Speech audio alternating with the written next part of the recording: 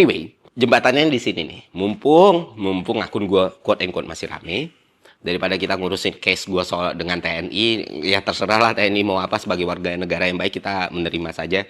Terus dengan grup yang memang mau menjatuhkan juga udah kelar nih ya, karena dia udah nggak bisa ngapa-ngapain lagi setelah ditantang kayak gitu.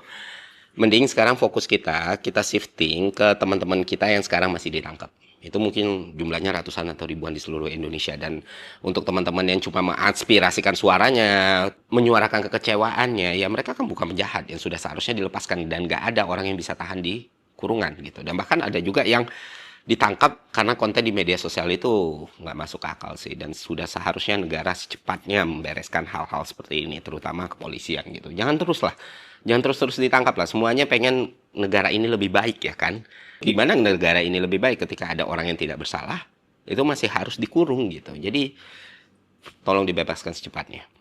Kedua, ya tim independen yang dijanjikan ataupun semua kebijakan ataupun perubahan yang dijanjikan tolong dibuat dasar hukumnya, dia hitam di atas putih aturannya, sehingga masyarakat tahu harus mengawasi dan memantaunya dari mana gitu. Jadi kan tuntutannya banyak nih, banyak tuntutan, dan seharusnya pemerintah mulai peka gitu, menyamakan, oh tuntutan mahasiswa sama tuntutan buruh mungkin sama, nah langsung buat keputusan gitu. Karena ini kan yang ditunggu, karena semua orang ingin pemerintahan itu berjalan baik, karena keadaan baik itu akan terjadi jika pemerintahan berjalan dengan baik.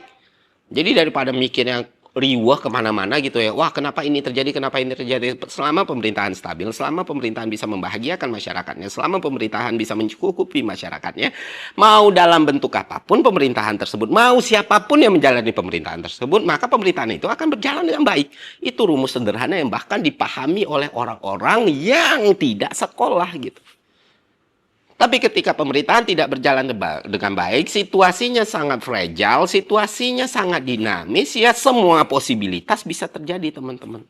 Sistem imun dari pemerintahan itu adalah supaya pemerintahan itu tidak sakit adalah performa atau kinerja gitu.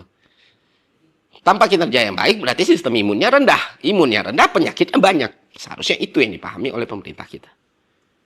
Dan sekali lagi gue minta, kalian jangan fokus ke urusan gue, ataupun tuntutan ke gue, ataupun ancaman, ataupun hal-hal yang berusaha dilakukan ke gue. Gue cuma satu orang, tapi ada ratusan, atau bahkan ribuan teman kita yang masih ketangkep. Ada beberapa orang yang masih hilang, dan tolong teman-teman kalau ketemu, informasikan di kontak person yang tersedia. Ada teman-teman kontras juga yang ngurus, tapi kalau memang nggak bisa nyampe ke situ, silahkan DM ke gue. Dan ada banyak sekali janji yang memang mesti kita kawal dan awasi bersama. Karena itu hak kita sebagai warga negara. Dan itu aja yang bisa gue sampaikan.